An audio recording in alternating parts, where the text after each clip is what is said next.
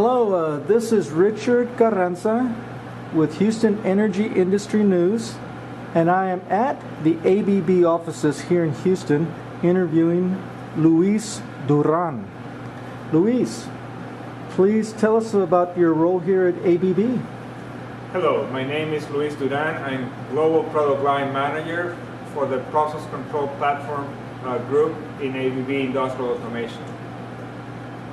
And Luis, tell me something. How do you see the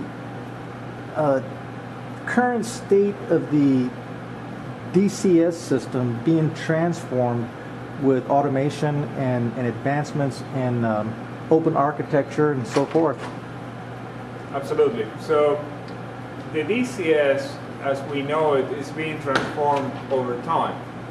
One important change that we see in the industry today is that we have numerous groups of users that are infusing new ideas into the way DCS operates. We have initiatives in Europe like the Modular Automation Initiative driven by Namur.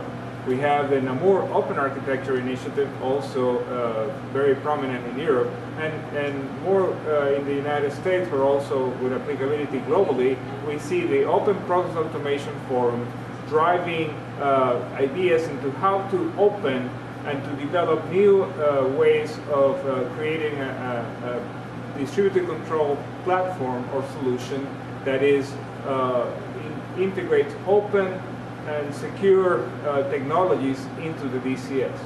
That transformation, that digital transformation of the DCS is going on today, and it's been happening in front of our eyes. Well, Luis, you know, I have been going around to all the conferences. I've been talking to a lot of different of your competitors in the area of DCS. And for the past year, I have been told by all of them that open architecture, so that everything can be plug and play. Is that right?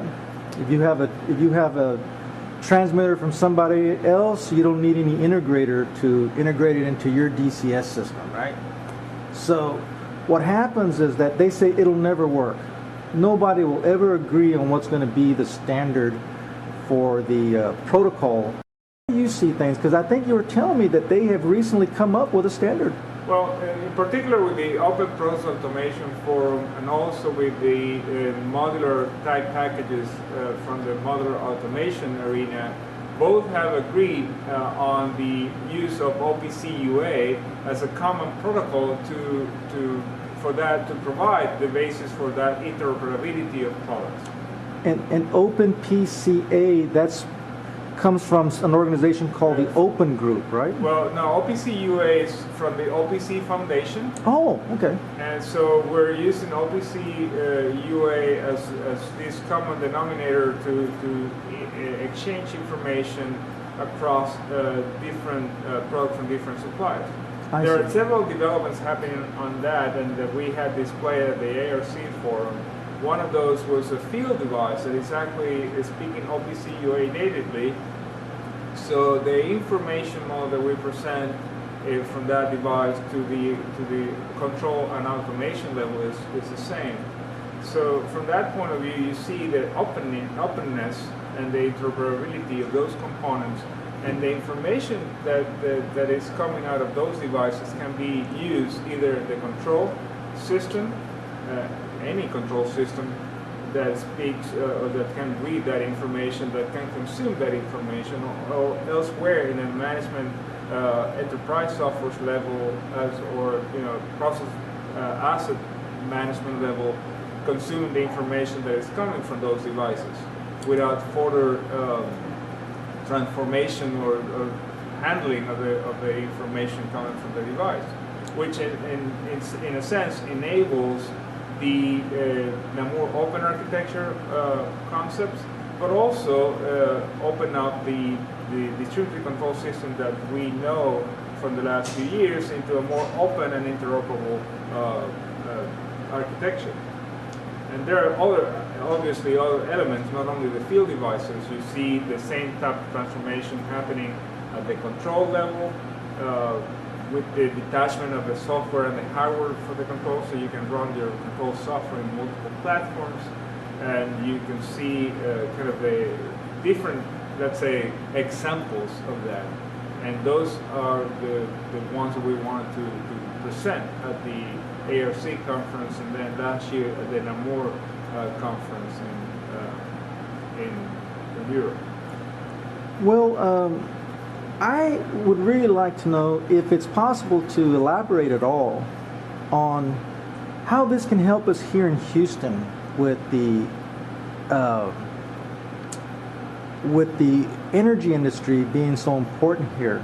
How do you see this type of development impacting us here in Houston?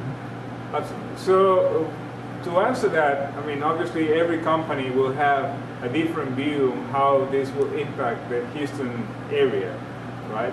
From on one end, the current status of the, let's say, the Open Process Automation Forum, of the collaboration that is happening within the end users in the Open Process Automation Forum, you know, that those are ongoing activities. But I see that having access to these technologies will, in a way, enable the end users to gain more benefits of, let's say, how they address or access the information. In a way, they can free the information that is at this point trapped in the automation infrastructure for more, let's say, value creation, additional value creation elsewhere.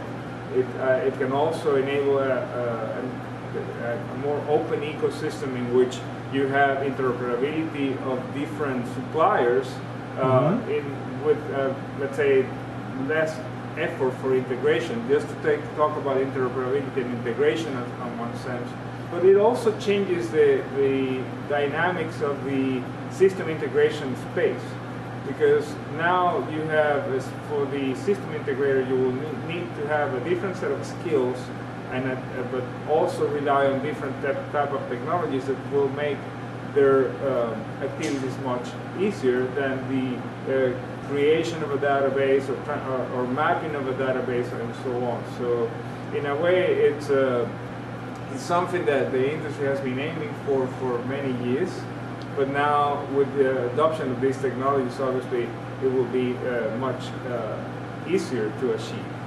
Well, you know, Luis, I have one last question. If open architecture and open systems of protocol between hardware devices is the future, what's going to happen to all of these integrators that are trying to integrate different hardware with different DCS systems and everything? What do you see happening in that market? My personal view is that they will need to find ways in which they will create extra value. Meaning, it's not going to be enough to just connect the things and make them interoperate, because the expectation is that the technology will interoperate based on these standards. So the extra value will be to either provide additional services or create specialized applications to boost the performance of a process, or you know, to work closer to the end users to fine-tune or to provide a more of a customized solution that is tailor-made to the specifics of the user. Oh, I see. To focus more on the controls aspect of it to optimize the process. For instance, that's a good example. Yeah, well, that sounds pretty good. Well, thank you. Sure appreciate you having you here.